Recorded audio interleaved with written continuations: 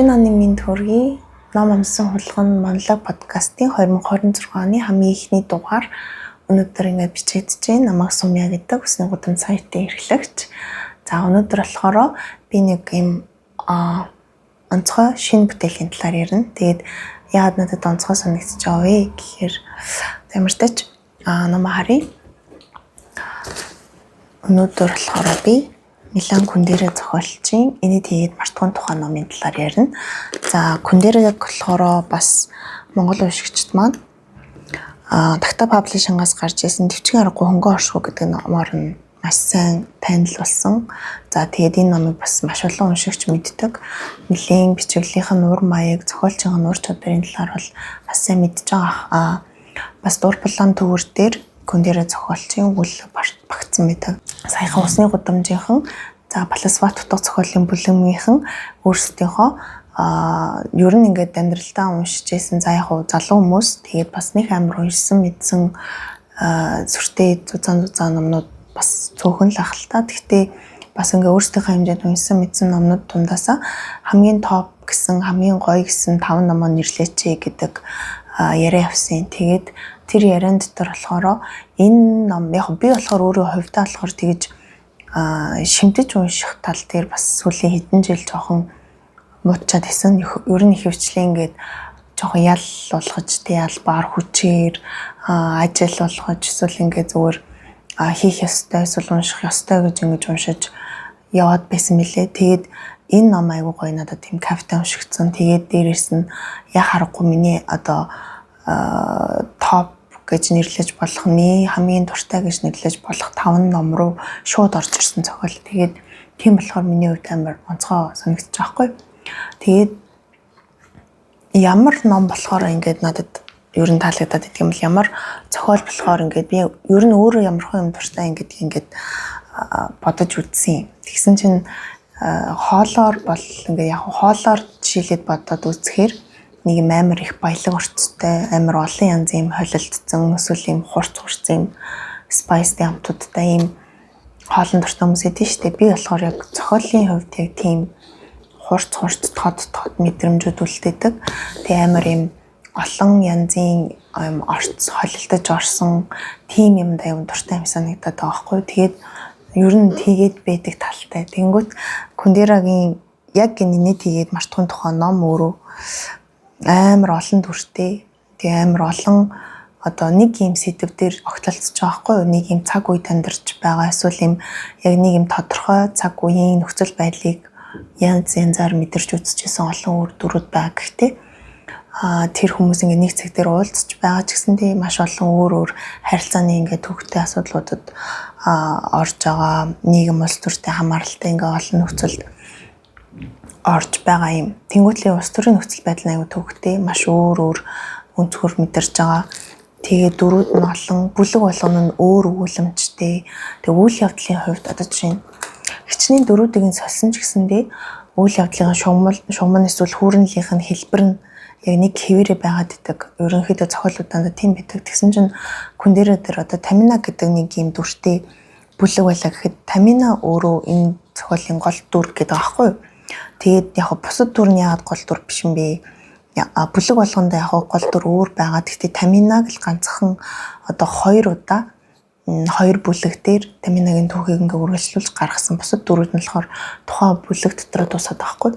Тэгээд Тамина яагаад тийм чухал байсан бэ гэсэн чинь нэг бүлэг дээр нь Таминагийн амьдралыг яг энэ эгэл жирийн реалист маягаар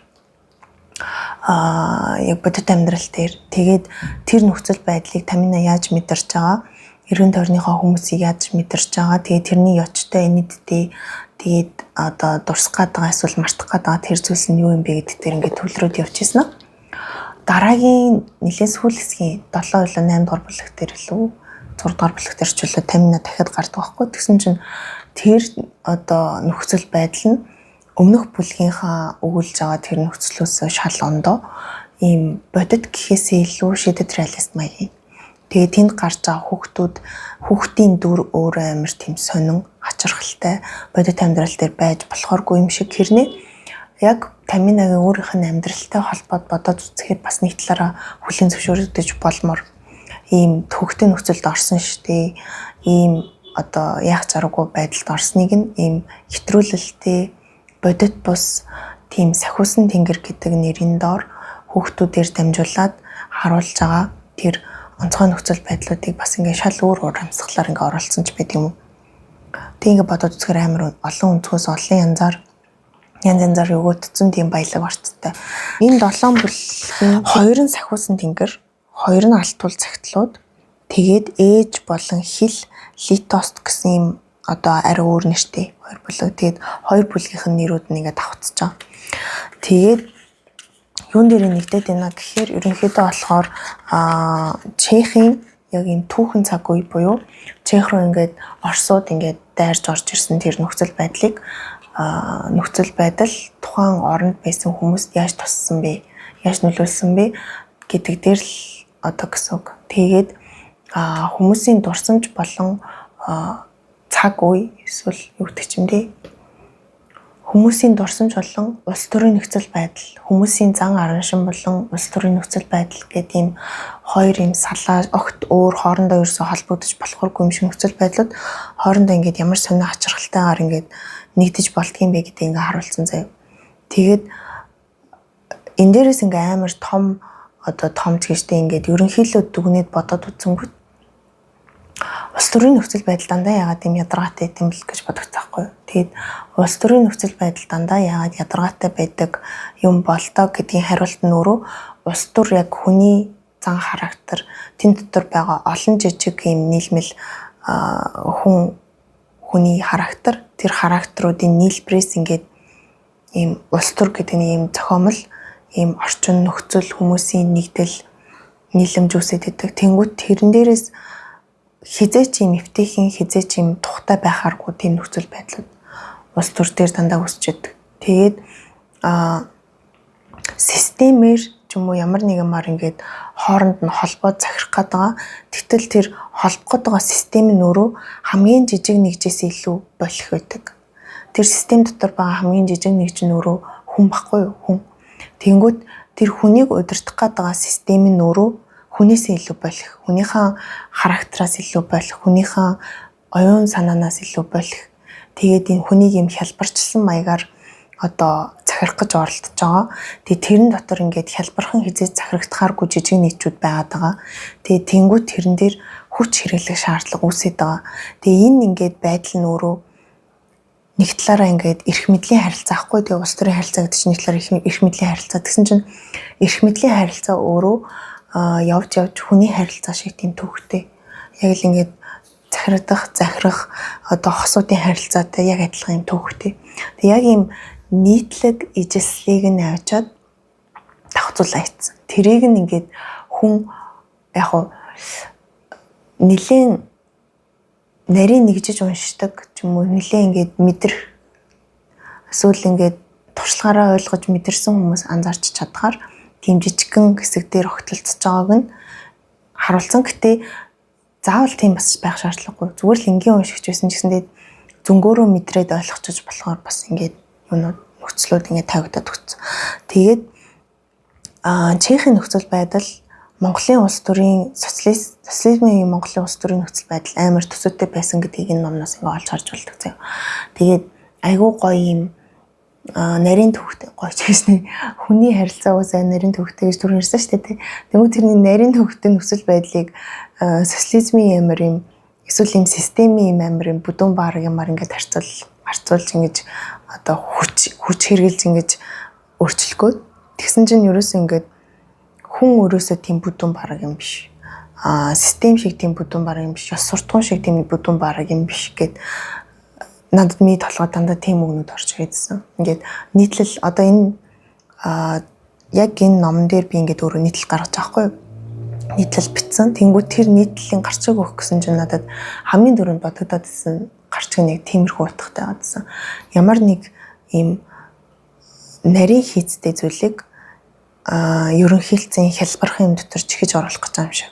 Тийм мэдрэмж яг энэ номонд амар гүнзгий шингэсэн. Тэгээд Монголын түүхийг заримдаа ингээд бодоод эргэж хараад зохиол төр тусцсан эсвэл ингээд түүхийн ном дээр харагддаг байдлаар нь бодоод үзэнгүүт бас яг тийм мэдрэмж төрүүлдэг. Тэгээ энэ дээр нэг юм гардыг. нэгдүгээр бүлэг дээр санагдчихэв. За зохиолчийг танилцуулахдаа Чехийн алдар зохиолч Милан Кундера гэдэг. За харин бид бол номын санд ороод түүний номуудыг Франц уран зохиол гэсэн хэсгээс олно. Милан Кундера маш олон зөрчилдөөнтэй, адармаатай амьдралыг туулсан. За түүншгээ бас хоржионтой, өгөөтэй олон роман бичсэн. Орчин үеийн орчин үеийн гих тодтолтой романчдын тон 109-оор тооцогдох ийм зохиолч байгаа. Тэгээд хүмүүс ихэнхдээ Милан Кундерагийн номыг төрлөх Чех улсынхан түүх, туулсан замнал, за ялангуяа одоо улс төрийн шүүнж маягаар хүлээж аваад тэр өнцгөрөө нийлээд хамаатуулах гэдэг. Гэвч үүндээ эдгээр зүйлүүд бол одоо Милан Кундерагийн зохиол бүтээлүүрээ хэлэх гэсэн одоо гол илэрхийлэх гэсэн гол санаа нь хараахан биш. За Кундерагийн маш олон нийлээд 10 гаруй роман бичсэн. Тэгээд роман бүр нь оршихуйн тухай, одоо хүний оршихуйн тухай, амьдралын тухай, бодит байдлын тухай эрх зүйллүүд нэг том асуултууд байдаг. Тэгээд тэдгээр асуултуудын нэг нь энэ Энетхигээд мартахын тухай ном гэдэг бүтээл байгаа. За хүний оршихуйг, амьдралыг, бодит байдлыг судлана гэдэг нь одоо дан ганц өнгөрсөн түүхийг сөхөж эрх зүйлж судлах биш. Харин хүмүүс ер нь юу хийж чадах вэ? Хүмүүс ямар нөхцөл байдалд, ямар учраас яагаад тийм үйлдэл хийдэг вэ? Яг хүн хүсэжсэн, хийн гэж бодож исэн үйлдэлээсээ тис өөр үйлдэлийг, хэлнэ гэж бодож исэн үгээсээ тис өөр үгийг яагаад хэлдэг вэ? Гэх мэт ийм зөрчилдөөнтэй зүйлийг бидний мэдэрдэг хэдий ч хүмүүс төдийлөн ингээд илэн далангүй ярилцж чаддаггүй тий. Зөвхөн хүмүүсийн мэдэрдэг л тийм зүйлүүд байдаг ч тий. Тийм зүйлүүдийг одоо Кундера нармануудаараа эргцүүлдэг. Тэдгээрт зохиол бүтээлээрээ хариулт болгож өгдөг гэсэн үг. Тэгээд хариулт болгож байгаа тэр зохиолуудынх нь дөрүүд нь ихэвчлэн улс төрийн маш зөрчилдөөнтэй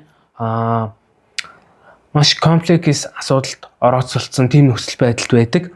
Тэгээ ялангуяа Чехийн 20 дугаар зууны Чехийн түүхтэй, Чехийн хамгийн адмаатай цаг үетэй холбогдож таардаг. Тэгээд Милан Кундера яагаад одоо энэ армануудаа улс төрийг дэвсгэр олгоод байгаа Чехийн түүхийг илүү ингэж хам сэдв болгож оруулаад байдаг гэхээр энэ маш энгийн мань хүн бол энэ хүний хамгийн сайн мэддэг, хамгийн их мэдэрсэн зүйл бол Чехийн 20 дугаар зууны түүхэнд тохиолдсон явдлууд байгаа. Улс төр болоод хүмүүс хоорондын хувь хүн хоорондын зөрчилдөөн, эзлэн түрэмгийлэл, дарангуйлал гэх мэт зүйлүүд бол одоо Милан Кундерагийн бага залуу наснд хамгийн их мэдэрсэн тэр зүйлүүд байгаа. За тийм ч учраас түүний зохиолууд ингээд ихэвчлэн улс төр гэдэг юм дэвсгэртэй, дэмтэй байгаад байдаг. За нөгөөдөгөөр Милан Кундера Энетхигээд мартахуй ном, за төвчгийн аргагүй хөнгөө оршихуй тоглоом гэх мэт зохиолуудаараа илэрхийлдэг нэг одоо зүйл бол энэ уран зохиолын роман гэдэг төрөл зүйл байна. Милан Кундера уран зохиолын энэ роман гэдэг төрөл зүйлд шинжилэл авчрах гэж оролцсон. Бүтцийн тухайд, өгүүлэмжийн тухайд, өөрийнхөө хэмжээнд шинжилэл авчрах гэж оролцсон. Тэгээ өөрийнхөө зохиол бүтээлүүд дээр тэднийг туршиж үзсэн гэж хэлж олно. Тэгээ роман гэж яг юу юм бэ те? Зөвхөн романаар илэрхийлж болох зүйл байгаа юу? Тэ? Зөвхөн романыг хэлж чадах. Энэ роман гэдэг уран зохиолын энэ төрөл зүйлээр илэрхийлж болох зүйл юу вэ гэж асуусан гэх юм уу? Тэгээд Энетхигээд мартахын тухай гэдэг энэ номд инээх, мартах гэсэн ийм хоёр сэдвүүд үндэслээд ийм сонирхолтой бүтцтэй, маш өгөөтэй, хоржионтой ийм арман бичсэн. Мэрек гэдэг нэгдүгээр бүлгийнх нь хамгийн гол дүр нэг байхгүй.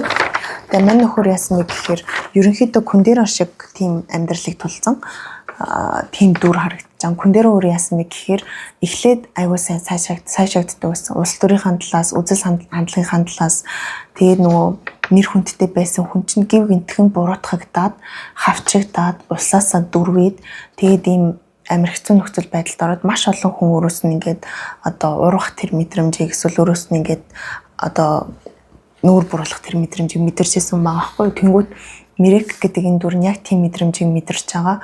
Яг өөр шин замыг туулж байгаа тийм дүр гэдэг. Тэгсний Мирек болохоор засварын төвийн нэг юм эмхтэй гардаг байхгүй. Тэгээд засварын төв дээр ингээд машина үзүүлэх гэж явж байгаад нэг зүгээр л нэг юм засварын төв дээр очиж байгаа. Тэгсэн чинь тэрний үүдэнд ингээд суудаг юм харуул манаач авгаа гэдэг байхгүй. Тэгээд тэр манаач авгаа болохоор ингээд Мирекийг ирээд Мирекийн араас ингээд хүмүүс дагаал явддаг. Нөгөө өөрийг нь ерөнхийдөө бол шахаж авчаад ингээд 1984 зохиолыг та хэд мэддэг бол гардаг да ингээ ууршуулах гэж яриад байдаг шүү дээ. Тэр хүнийг ингээ ерөөсө түүхэнд байгаагүй юм шиг, ерөөсө оршин байгаагүй юм шиг болгоод ингээ алга болгоод алдаг ч юм уу, хөнөөдөг ч юм уу, эсвэл ингээ амар юм хүн биш болгочтой. Хүн биш. Тэнгүүт Мирекийн араас ингээд хоёр тагнуул дагаад яваад байгаа. Тэр хоёр нь бүр сүултээ ингээд цайрцсан, дагж байгаа гэдэг ингээд нуухаач болцсон тийм хоёр хүн араас нь дагаа явж байгаа байхгүй. Тэгээ мань хүн тэр хоёртай ингээд зүгээр араасаа дагуулаад өдөржингөө явж идэг. Тэгээд засварын төв дээр ирсэн чинь нөгөө хоёр нь араас нь дагаал явж байгаа. Мань хүн засварын төв рүү орох гэсэн чинь нөгөө цагтаагны засварын төвийн харуул хүүхэн авгаа хаалга нээж өгдөггүй. Мирек авгааг хаалтаа өргөж өгөх байх юм хүлээсэн ч нөгөөх нь түүний өдөөс мэлрэн зогссоор л байлаа. Дохоогоо дуургаач тоохын залга арга хятад цонхороо цохож үзв. Цаадуул чинь чамайг бариучлцгаагүй юм гэж авгаа асуулаа. Одоохондоо үгүй л гэж Мирек хариулаад та хаалтаа өргөд өгөхгүй гэж гуйлаа. Авгаа өдөөс нь хийг өлөрч байснаа ирүүгээ заатал эвшээлгсээр манааны шугар руугаа яваад орчих. Тэгсний ширээнийхээ ард жишүү хараад суужглаа.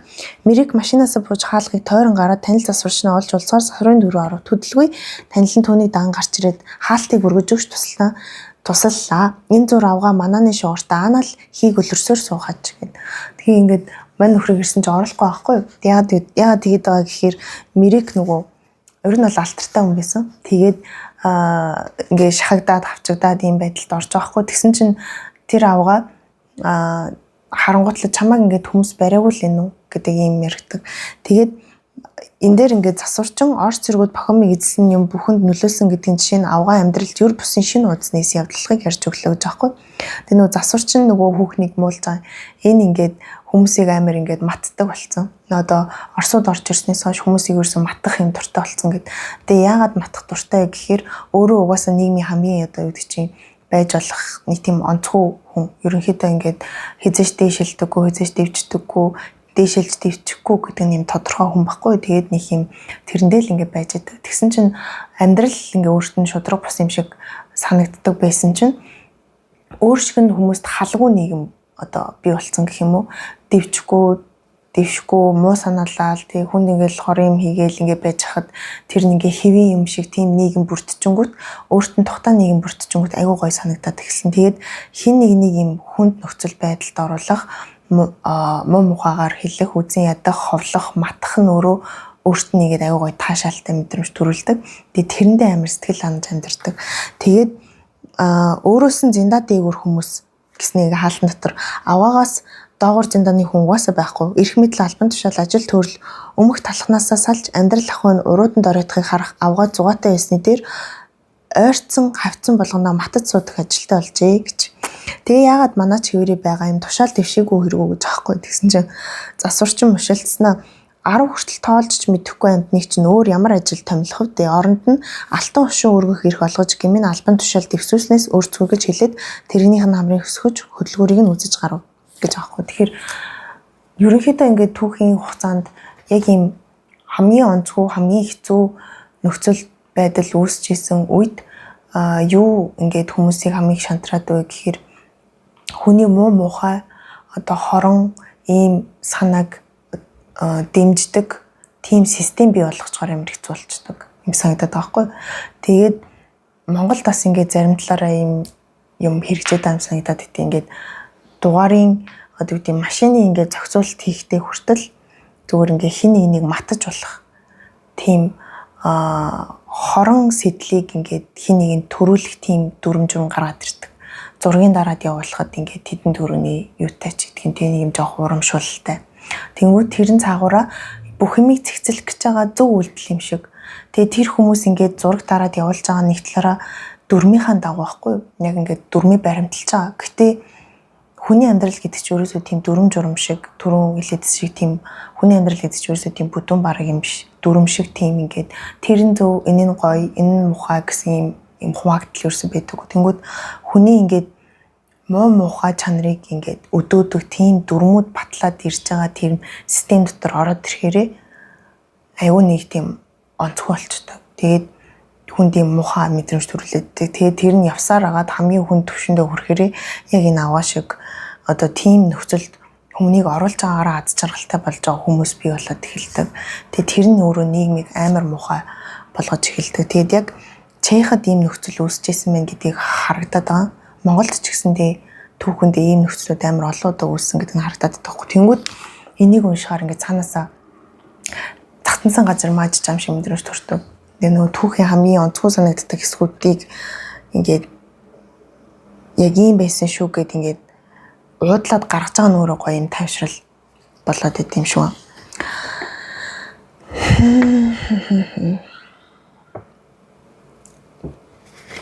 За тэгээд нэгдүгээр бүлэг дээр Зидана гэдэг нэг эмэгтэй талаар ярьдаг байхгүй. Тэгээд Мирек болохоор ингээд Зиданад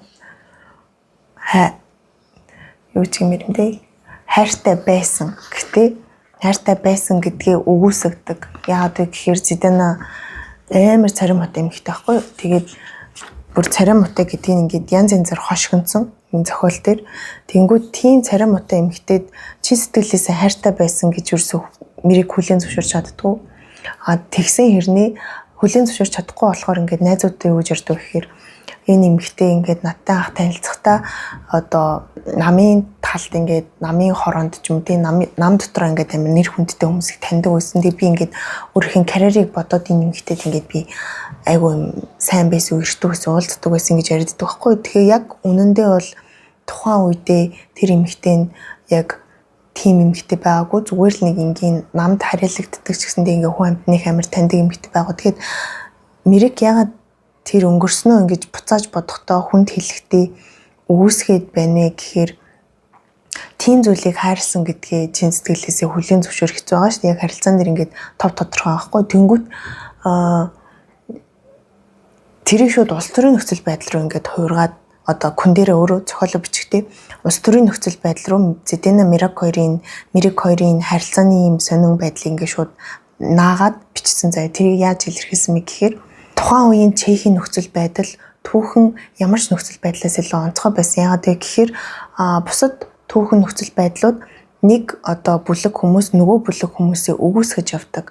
Энэ хүмүүстэй үзэл санаа тарахгүй учраас эднийг нухчин дарыг, энэ хүмүүстэй үзэл санаа тарахгүй учраас эднийг нухчин дарыг гэсэн ийм холилтон явагддаг. Тэгсэн чинь Чехийн нөхцөл байдал ягаад онцгой вэ гэхээр Чехийн тухайн үеийн одоо тэр хүмүүс нь өөрсдийн залуу насыг өгөөсгсөн хүмүүс гэж байна. Нэг ийм үзэл бодолтой байжгаад тэр нь өөрчлөгдөд өөрсдийн залуу насыг өгөөсгөж эхэлсэн гэсэн утгатай байгаад байхгүй. Яг тэр улс төрийн нөхцөл байдлаасаа болоод. Тэнгүүт энэ нь яг Мирекийн Зиданаг хайрсан хайртай яг адилхан. Тэр зүйлийг би өмнө хайртай байсан, тэр зүйл би өмнө дуртай байсан гэдгийг хүлээн зөвшөөрч чадахгүй байгаа. Тэгээд тэр нөхцөл байдал нь ингээд одоо болтол ингээд ийм сонин хачин байдалд оруулчихж байгаа гэдгийг зүгээр юм хоёр хүний хайр сэтгэлийн харилцаагаар улс төрийн тэр нэг юм өнгөрснөө үүсгдэг тэр одоо нөхцөл байдлыг ингээд хоршуулад харгалдуулаад гаргаад ирсэн. Тэгээ уншихад амар амттай зав. Бидний одоогийн цаг хугацаа бол маш өрнөн баялаг байгаа. За гэтэл үүнийг одоо ингээд цаг хугацаа өнгөрсний дараа 10 жил өнгөрсний дараа 20 жил өнгөрсний дараа 50 100 магадгүй 200 жил өнгөрсний дараа энэ бүхэн ердөөл хүн төрөлхтний түүхэнд маш жижигхэн үйл явдал жижигхэн нэг өнцөг болж ингээ хадгалагдаж үлдэж идэг. Угаасаа тэр бол одоо жамсны зүйл байдаг. Тэр нь одоо хвчлэн улс төрийн чигсаал цуглаанаар ингээ тэмдэглэгдэж эргээд санагдахдаа тэр чигсаалын үе тэр хувьсгалын үе гэдэг ч юм уу тэгж санагдаж идэм байна л та. Одоо юу гэдэг Монголд гэхэд 1990 оноос хойш ямар зүйлүүд болсон байг ингээд бодвол хүмүүс нэг бүрчлэн нарийн детальны нэрлж чадахгүй ч гэсэн 90 оны хувьсгал Нэр 2008 оны 7 сарын 1-ний одоо хөдөлгөөн гэдэг ч юм уу тийм иймэрхүү байдлаар ингээ эргэж санаж идэг. Бидний амьдрал өнөөдөр хэдийн юм баялаг, маш өрнөн, адал явдалтай, үзээтэй байгаа ч гэсэн цаг хугацаа өнгөрхийн хэрээр тийм жижигхэн болтлоо тийм хэдхэн үйл явдалд багттлаа ингээ агшиж байдаг гэсэн үг. Тэгэхээр Кундарагийнхаар бол хүмүүсийн түүхийг тийм энэ цаг үед болж байгаа энэ баялаг үйл явдлыг энэ зөвхөн сайхан үйл явдлууд биш тийм улс төрийн хөдөлгөөн, үмэн дүүмэн тийм үмэн самун баяр ёслол гэд энэ зүйлүүдийг хүндрэлтний ой санамжинд хамгийн сайн хадгалж үлдэх тухайн цаг үед түүхийн нэг цаг үед те хүмүүс юу мэдэрч ийсэн хэрхэн аж төрж байсныг хамгийн сайн хадгалж үлдэх эргэн сануулах үннээр нь авч үлдэх те маш боддоор нь те хүмүүсийн мэдрэмжийг хүртэл ингэж авч үлдэж чадах хурлаг нь арман гэж үзээд байгаа. Зарим үндэстэн бол те тухайлбал чехүүд бол өөрсдийн хэл соёл би хэмбэ гэдэг те тэр асуултуудад цаг тутамд үргэлж ингээ хариулж тэр хэл соёлоо ингээд бусд хүмүүсээс хэд дахин илүү их ингээ хамгаалж явах шаардлагатай болдог. Санах хой гэдэг үг те мартах, санах, түүх, дурсамж гэдэг үг энэ хүмүүст бусд улс үндэстнүүдээс бүр юунаас илүүтэй тэр улс үндэстнүүдээс хэд дахин илүү чухал. Тэд нар өглөө бүр өдөр бүр энэ тухай санаж сэрж ингэж бодож явах шаардлагатай болдог. Гэдгийг одоо энэ Милан Кундэрагийн бүтээлүүдээс тодорхой болдог. Тэгэхээр бусд хүн чек гэж юу вэ гэдгийг бусд хүн мартсан ч тий тэд өөрсдөө үргэлж санаж тий үргэлж санаж сэрж явах хэрэгтэй болдог. Маш олон сонин нөхцөл байдлууд гараад ирдэг. Тэсний зохиолчдын талаар бас айгүй юм онцгой юм гараад ирдэг. Энэ оноос бас нэг мэдэрсэн сонирхолтой юм болохоор яг ингээд бүлэг болгоныхын дөрүүдийн хоорондын харилцаанаас нэг юм төсөөтэй юм мэдрэгдээд захгүй. Тэг юу гэдэг нь ингээд сайн ойлгохдохгүй, анзаарагдахгүй, баригдахгүй. Тэгээ дахин ингээд уншиж үзмээр дахин бодож үзмээр санагдсан юм болохоор яг нэг л юм ингээд төсөөтэй хэрнээ тэр нь ерөөсөй баригдчихгүй байгаа. Ер нь ингээд Кундэрагийн зохиолуудын өмнөх уншижсэн зохиолууд дээр ч гэсэн ингээд нэг л юм нэм төсөөтэй. Тэгээ яг юу нэм болоо гэж ингээд бодогдоод. Тэгээ тэр төсөөг би ингээд өөрийнхөө хувьд бодож олж байгаа хгүй. Тэгээ нэг нь болохоор хүмүүс ингээд хичнээн хоорондоо өөрсдийгөө ойлголцож гин гэж бодож байгаа ч гэсэн тий.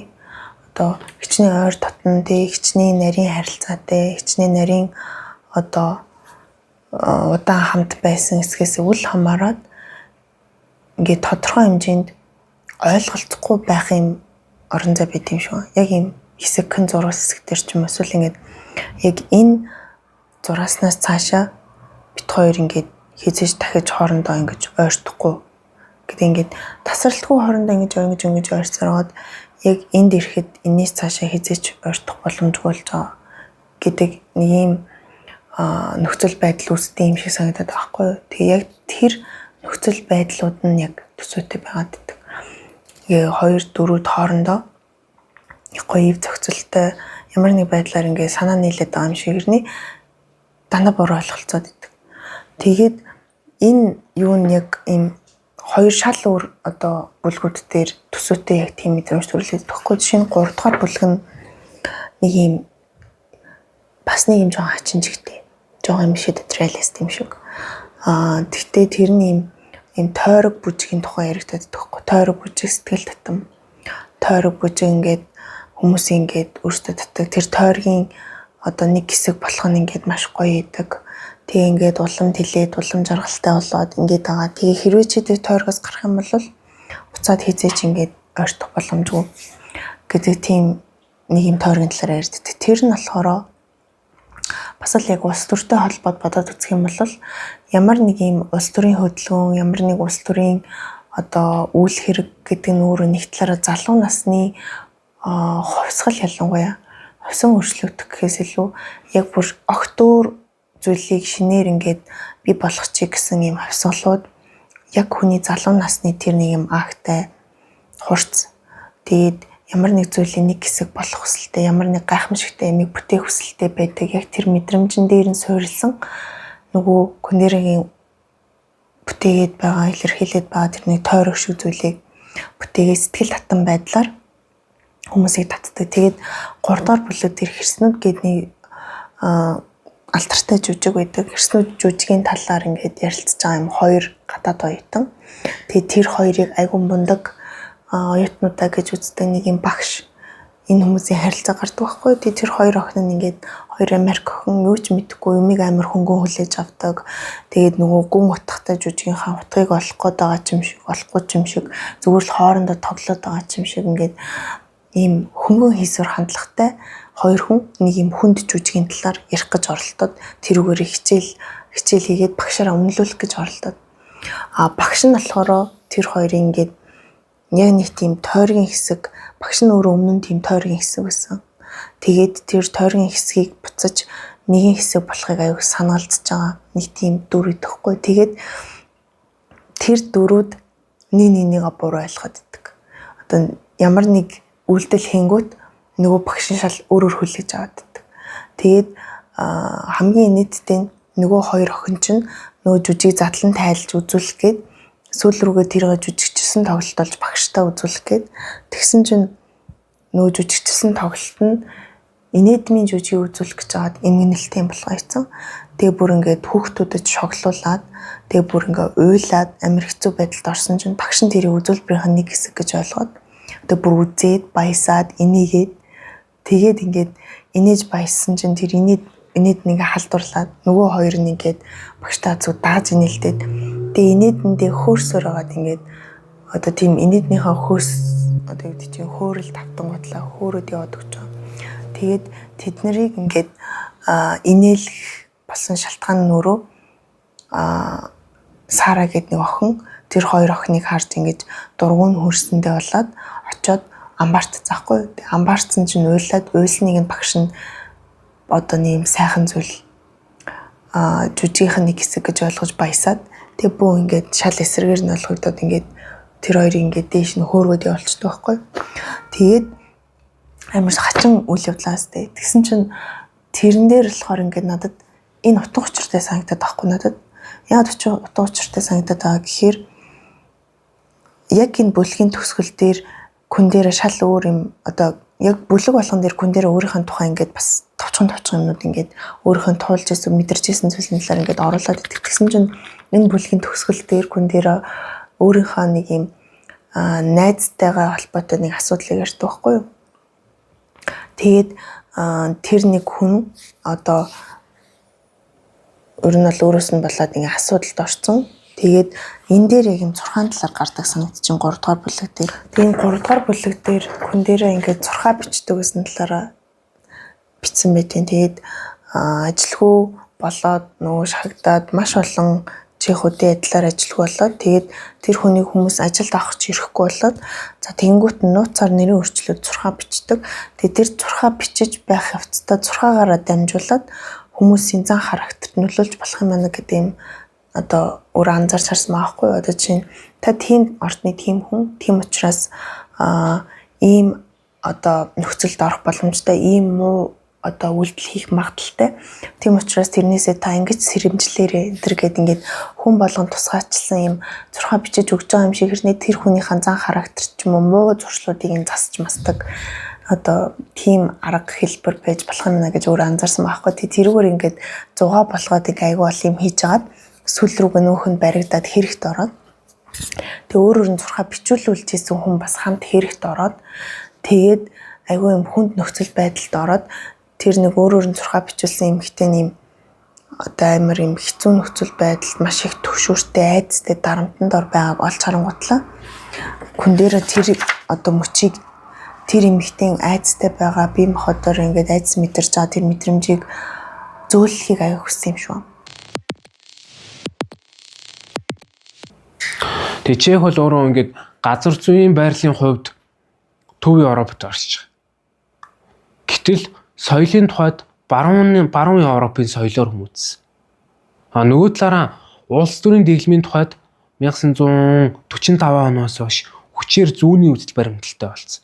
45 оноос 89 оныг дуустал одоо зүүнний үзэл баримтлалыг дагахаас өөр аргагүй болсон. Оросын эзлэн түрэмгийлэлд байгаад 19 наснда Милан Кундера тэр юуны Оросын коммунист намд элсээд за тэгээд 1975 онд Франц руу дөрөв хүртлээ одоо хит намаасаа хөөгдөж буцаж орж тий буцаад намаасаа хөөгдөд ингэж явсаар хагаад 1975 онд Франц руу дөрөхөөс өөр аргагүй болсон. Тэгээд 1975 он гэдэг бол Милан Кундера тоглоом буюу тэгээд Жок гэдэг Арманы эзэн бичсэн зохиолчийн тухайд маш нэлээд одоо карьертэй болцсон байсан тийм цаг үе. Тэгээд чехүүд яагаад германчуудад эзлүүлээд за тэгээ хэдийн ингээд эх орноосоо зайлуулад ардаас нь тусгаар тогтнолоо зарлсан ч гэсэн яагаад Оросын нөлөөнд орсон юм бэ гэдэг тухай Арманд юу гэж бичсэн бэ гэдгийг уншицгаая. Түүхэн үйл явдлууд гол төлөв нэгний давтах агаад тэр болгонд гоц гойд юм үгүй. Харин Бохемийн түүхэнд урд хожид үзэгдээгүй явдал тохиолдсон шиг санагддаг. Нэг хэсэг хүн нөгөөгийнхөө эсрэг цөрөн зогсдог нийтлэг үзэгдлийг бос өөрсдийнхөө залуу настай тэрсэлсэн хүмүүсийн тэмцлийг эндээс харж болно. Тэд хийсэн үйлдэлээ цэгнэж засаж залруулахыг чадлаараа хичээсэн бөгөөд хэсэгэн хугацаанд чадхаа зорилгоо биелүүлж чадсан юм. 60-аад оны үед тэдний нөлөөлөл улам ихсэж 1968 оны ихээр бараг л юм бүхэнд нөлөөлж чадхуйц болсон байлаа.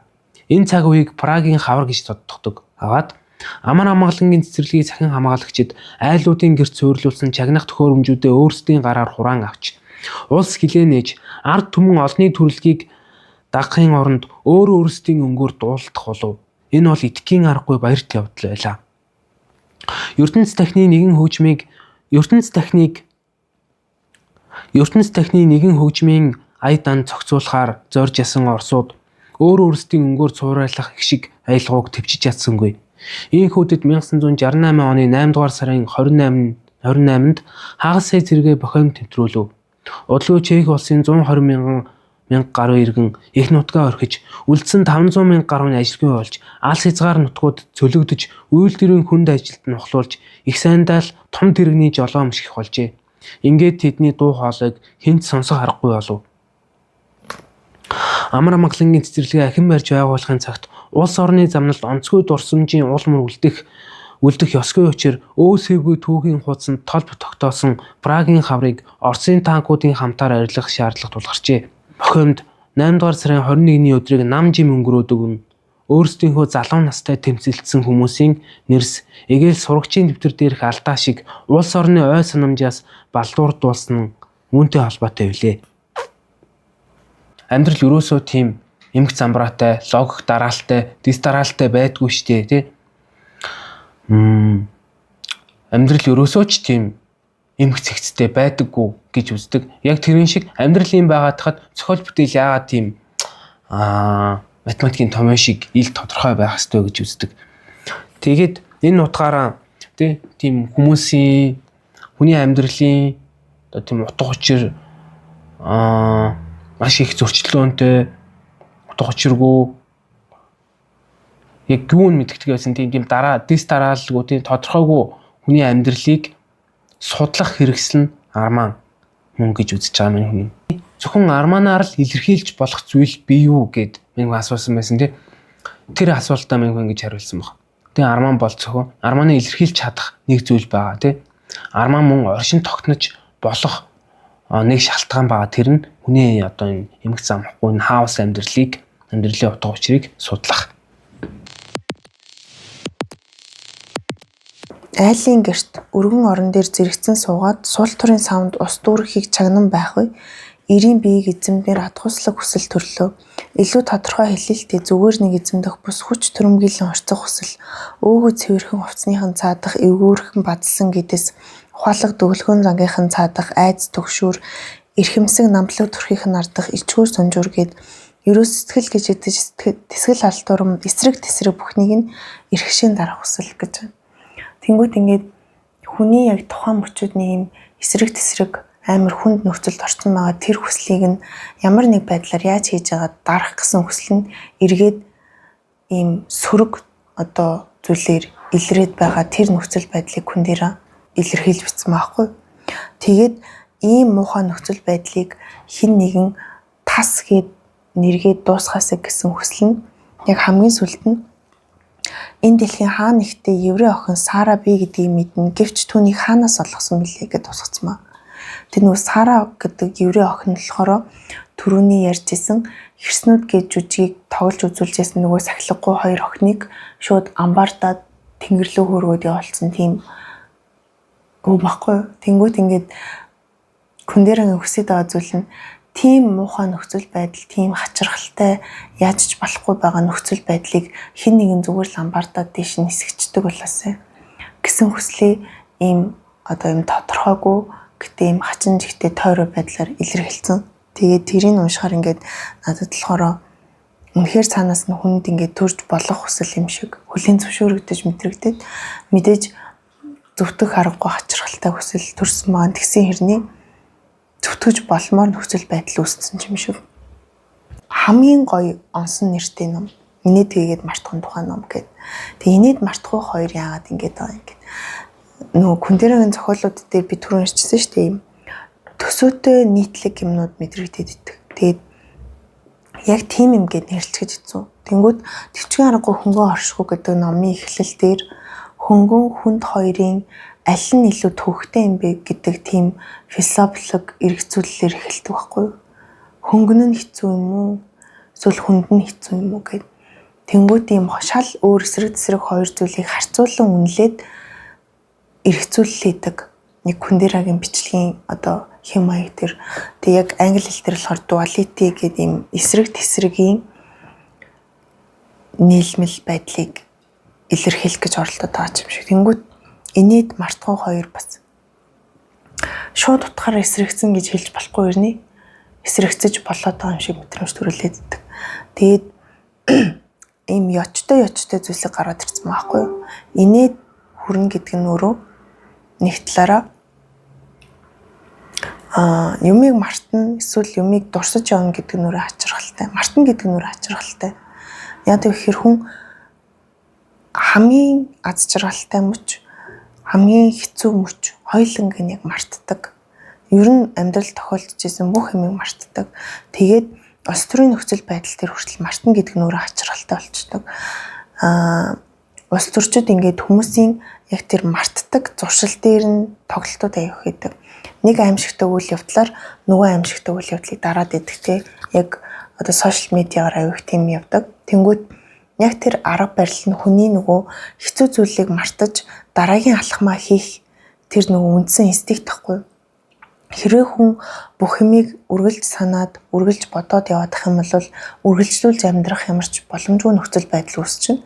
Тэнгүүт бүх юмыг мартчихэж л үргэлжлүүлэн амьдрах боломжтой байгаа энэ нөхцөл байдлыг улс төрчид уруулж ашиглаад нэг үйл явдлыг мартагдуулахын тулд том үйл явдлаар сатааруулаад хүний тархины нөгөө тэр орчныг ингээд улам юм хэцүү, улам юм төвөгтэй болгоод идэг. Аз жаргалтай дурсамжууд дээр бас яг тийм байдаг. Аз жаргалтай дурсамжууд дээр хүн хамгийн гоё, хамгийн дурсаж явах хэвээр зүйлсээ бас хамгийн амархан мартдаг. Тэгээд яг энэ 4-р бүлгийн алдуул цагтлууд гэдэг бүлэг дээр Тамина гэдэг дүр хамгийн гоё өөртөө байсан амьдралынхаа хамгийн гоё дурсамжуудыг мартаж эхэлж байгаа хүн баггүй юу? Өөрт нь байсан цор ганц үн цэнтэй юм болохоор өөрх нь хайртай байсан нөхөр нь тэгээд өөртөө хамт одоо Чехээс дөрвөж гарсныхаа дараа нас орсон. Тэгээд дөрвөж гарч исэн учраас нөхөртөөгөө битсэн цагтлаа ерөөсөө авч явж чадаагүй. Яа тэгэхээр хилээр захиагаа барай явж байгаа. Одоо нөхөртөө битсэн юм нарийн нандин битсэн захиагаа барай явж байгаа хүн угаасаа дөрвж байгаа нь ойлгомжтой.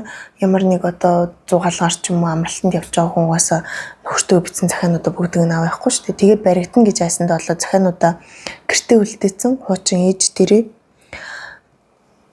одоо хатам ээж дээр гэх юм уу.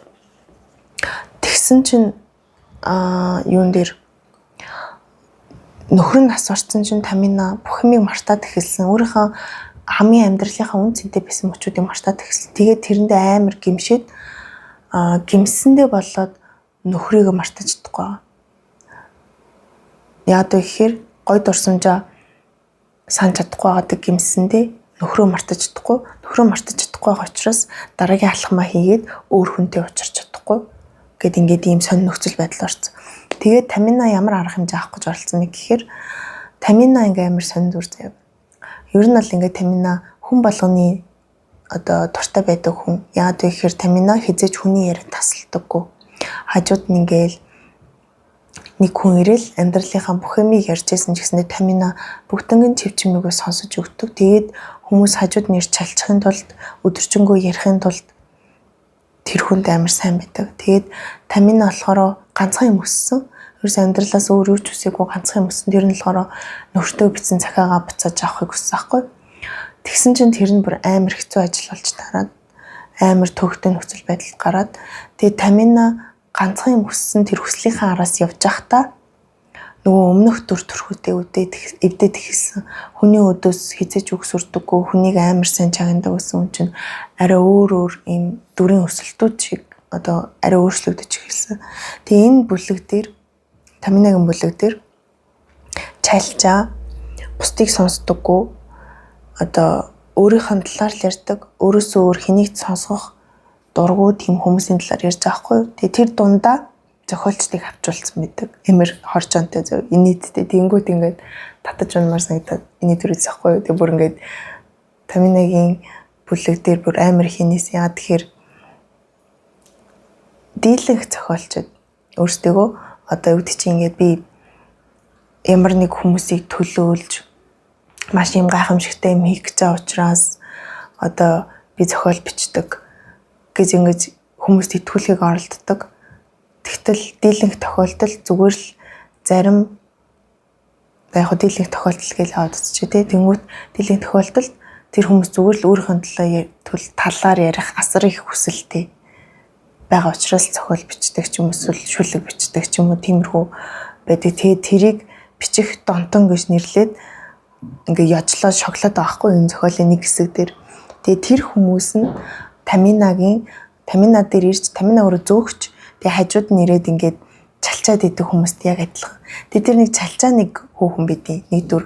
Тэр хүүхэн өөрийнхөө амьдралын талаар хүнд чалчиж ханахгүй болонгуудлаа би ер нь зохиол бичнийг шийдсэн. Тэгээд тэгснээ ингээд бас нэг өөртөө нийцсэн нэг тийм бас нэг бүтлгүү зохиолч болоод тэр хүнээсээ очиж яаж зохиол бичих талаар ингээ асууж байгаа хгүй. Тэгээд өөрийнхөө амьдралыг бусдын амьдралаас илүү онцгой гэж үзэж байгаа учраас өөрийнхөө амьдралын түүхийг бусад хүмүүст ярихыг хүсэж байгаа. Нэг тийм дүр гараад идэх зэ. Тэгээ хамгийн хэцүү нь ингээд Таминагийн одоо хүмүүсийн тэр нэг өөрсдөө тухай ярих юм утга учиргүй амар юм зогсолтгүй тэр хүслийг хүсэл ингээд Таминагийн далд тухамсарт амар нөлөөлсөн. Амар дарамтанд оруулдаг. Тэгээд манай хүн гол дүр маань ингээд хэцүү байдалд орохоор нэг зүүдэлдэг заяа. Тэр зүүдэн дээр нь ингээд тэмээ хэрүүлүүд гардаг. Тэгээ тэмээ хэрүүлүүд тэр нь болохоор ингээд нэг удаа паркд ингээд нэг юм анх удаа л нэг залуутай болцсон. Яг чаргагүй захиагаа ингээд хүнээр авчруулах гэдгсэн чинь тэр захиаг нь авчрах боломжтой нэг залуу биш тараад тэр залуу нь өөрийнх нь араас гүйдэг биш тараад тэгээ захиагаа авчруулахын тулд тэр залууд сайн хандж байгаа хгүй. Тэгээ нэг удаа болцоонд явсан чинь ийм тэмээ хэрүүлтэй юм хэсэг дээр очиод одоо паркийн тэмээ хэрүүл дээр очисон чи хэмээ хэрүүлүүд өөдөөс нь ямар нэг юм хэлэх гэж байгаа юм шиг амар гүйж ирсний ам нь ангалзаад тэгээ юу ч хэлж чадахгүй ингээ байгаадсан. Тэгээд тэр тэмээ хэрүүлний ам нь ангалзаад юм хэлж чадахгүй байгаа байдал нь Таминад ингээд амар хэцүү туссан. Яагаад гэхээр Таминагийн нөхцөл байдал яг тийм байгаа даахгүй ингээд нэг юм хэлэх гээд байгаа хэрний ингээд юм доорч болтгоо. Тэгсэн чинь хар дарахаараа тэр тэмээ хэрүүлүүдийг зүүдэлдэг.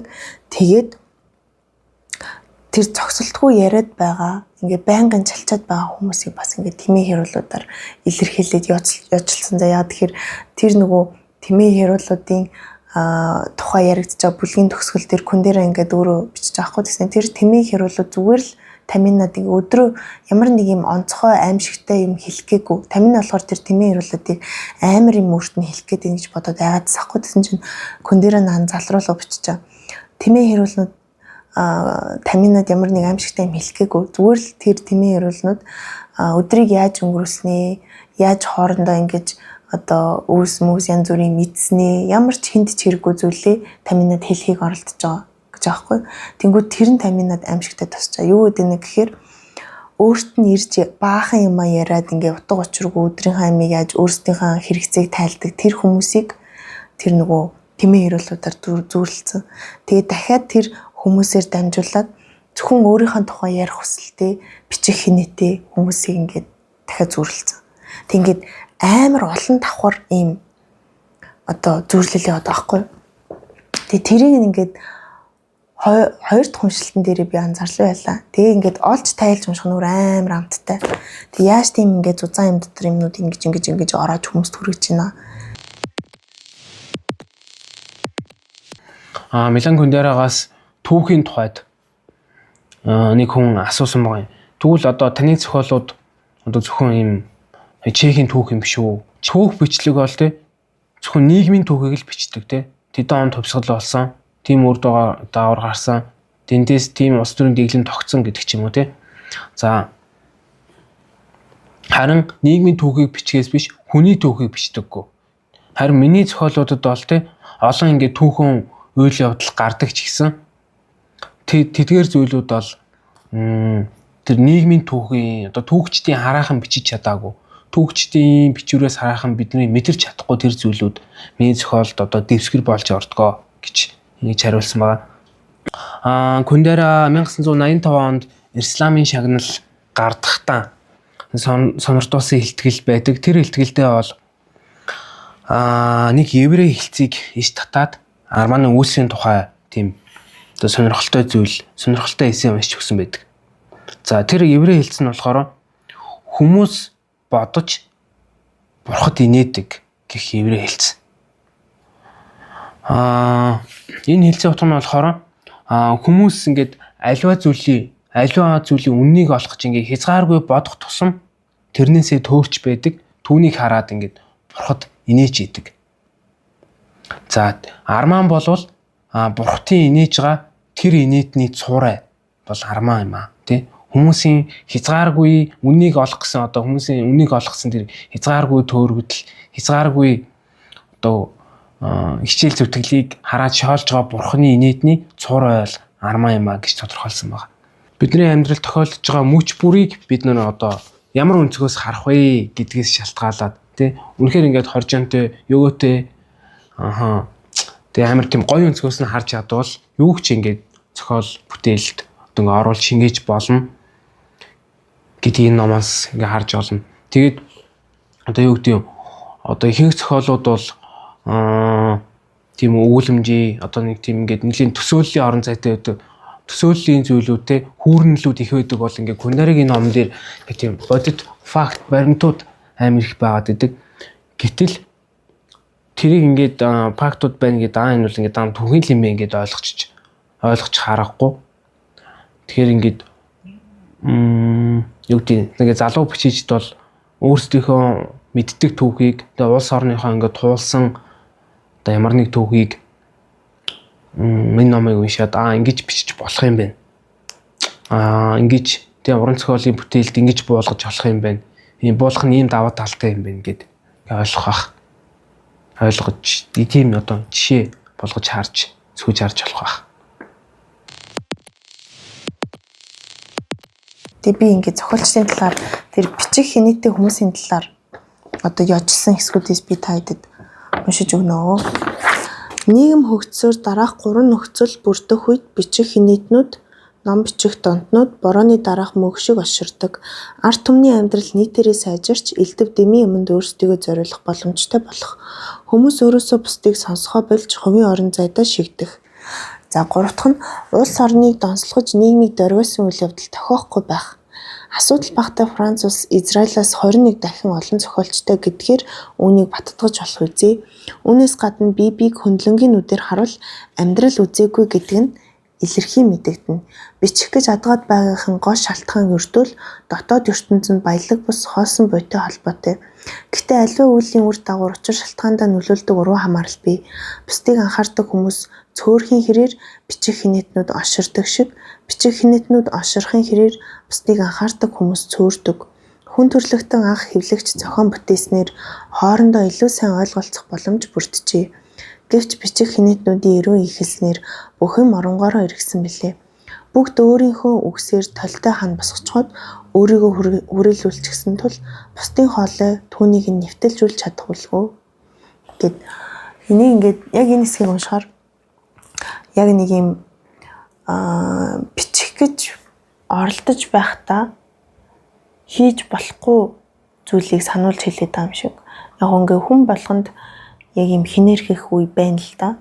Юм бичих гэж оролдож байх үед тэнгуут ингээд хамгийн одоо онцгой нөхцөл байдал нь өөрөө өөрийнхөө үгээр толтой хан босгоод өөрийгөө хүрээлүүлчихсэн болохоор бусдын хоолойг сонсгоо болдог.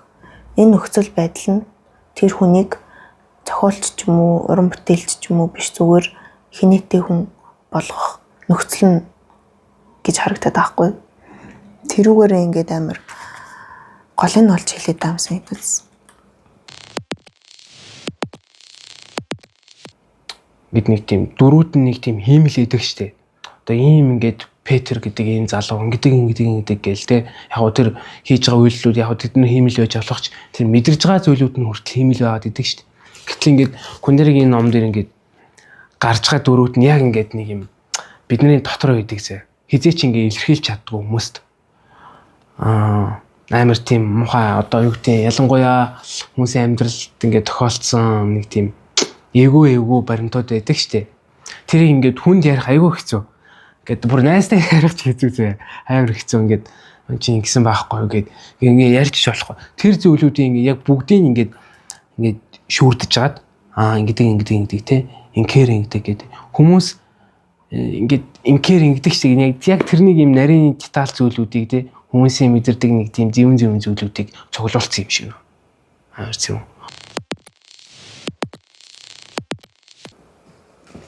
Тийм Мартин гэдэг альч тохиолдолд амар хоржонтой нөхцөл байдал үүсгдэг. Тэгээд хүнд хоржонтой нөхцөл байдлууд олон удаа давтагдах тусмаа хүний нийтийг хүргэдэг. Тэгээ энэ талаар хамгийн сүүлийн бүлэг дээр лөө ингээд ямар нэг юм бүр юм тартагтаа тулаад хамгийн эцсийн зэг дээрээ хүрээд ингээд байн давтагдаад бүр ингээд болохоо байсан нөхцөл дээр ирэхээр хүний нийт хүрч эхэлдэг. Буюу хамгийн адгийн нөхцөл байдлын хамгийн доотлын зэг дээр хүрээд тэрнээсээ цаашаа хитрэх мөчөд инээд хүрч эхэлдэг гэдэг тэр одоо инээд хүрэх хүний одоо юу чинь инээд хүрэх томьёоллыг баг гаргацсан юм шиг байдаг аахгүй. Тэгээд тэр нь өөрөө амар юм хэцүү. Инээдэмтэй юм шиг нэг хэцүү нөхцөл байдал. Тэгээд дурсамж дээр бас яг тийм одоо сайхан л байсан юм бол санаж явах нь яасан. Эсвэл үнэхээр л тийм зовлонтой байсан юм бол санаж явах нь яасан гэдэг тэр нөхцөл байдал тулгарх үед өөрөө тийм хүний амьдрал тийм инээд чүрмээр бүр ингээ яах чаргагүй юм шиг болмоор тийм нөхцөл байдлууд үүсдэг. Тэгээ яг тэр холбоо хамаарлыг нь айгүй нарийн мэдрээд тэгээ инээд хийгээд мартахын тухай ном болсон юм шүү энэ ном. Тэгээд яалтчгүй нэрэндээ амар сайн нийцсэн. Яалтчгүй нэрээ амар сайн 100% илэрхийлсэн. Бүх хэсгүүд нь. Тэгээ бүх хэсгүүдээр дурсамжийн талаар, бүх хэсгүүдээр бас инээдийн талаар, инээдийн хоёр туйлт байдал юм уу. Тэгээ яг нөгөө юун дээр 3 дугаар бүлэг дээр хэрснүүдийн тухай ярьдаг хэсгээр бас юм хоёр туйл сахиусан тэнгэр ба чөтгөрийн инээдийн талаар ярьдаг. Тэгээ тэр талаар бас таад яг тийм гээд би өөрөөрөө тайлбарлацгааж байгаа хэцүү болохоор яг уншигч өөрөө өөрийнхөө талаас илүү мэдэрч уншуулаад арай дээр юм шиг санагдаад байгаа.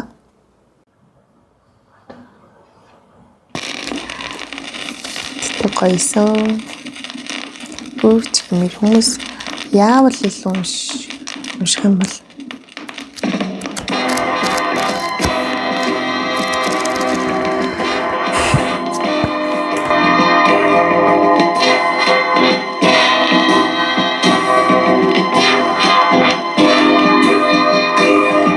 Где ты, любовь, Молчит тревожно звонок.